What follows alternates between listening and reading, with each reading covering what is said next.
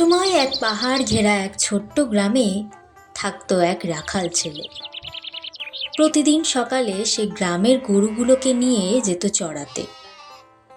ছেলেটা ছিল খুব চঞ্চল স্বভাবের, খুব খেলাধুলার মেজাজের। একদিন সে ভাবল, এভাবে গরু চড়িয়ে কতক্ষণ, একটু মজা করা যাক। তখনই সে চিৎকার করে বলল, বাঘ এসেছে, বাঘ এসেছে, বাঁচাও বাঁচাও। গ্রামের লোকেরা সব কাজ ফেলে দৌড়ে এলো পাহাড়ের দিকে, কিন্তু এসে দেখে কোথায় কি।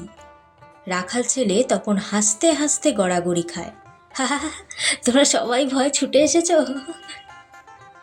গ্রামের লোকেরা রেগে বলল, দুষ্টু ছেলে, এমন মিথ্যে কথা বলো না, পরের বার কিন্তু কেউ আর আসবে না। কিন্তু রাখাল ছেলেটা শোনে না। কয়েকদিন পর আবার এক কাণ্ড, আবার চিৎকার, বাঘ এসেছে, এবার সত্যি। আবার সবাই ছুটে আসে, আর আবারও প্রতারণা হয়। লোকেরা এবার খুব রেগে গেল।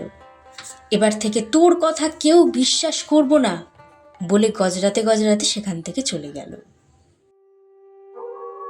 কিন্তু একদিন সত্যিই জঙ্গলে এক ভয়ঙ্কর বাঘ এলো।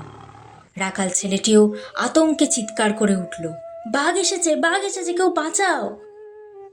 কিন্তু এবার আর কেউ এলো না। সবাই ভাবল, ও আবারও আগের মতোই মিথ্যে বলছে। বাঘটা তার গরুগুলোকে মেরে ফেলল। ছেলেটা কাঁদতে কাঁদতে বাড়ি ফিরল। আর সেদিন থেকে সে বুঝল যে মানুষ বারবার মিথ্যে বললে তার সত্য কথা কেউ আর কখনো বিশ্বাস করে না।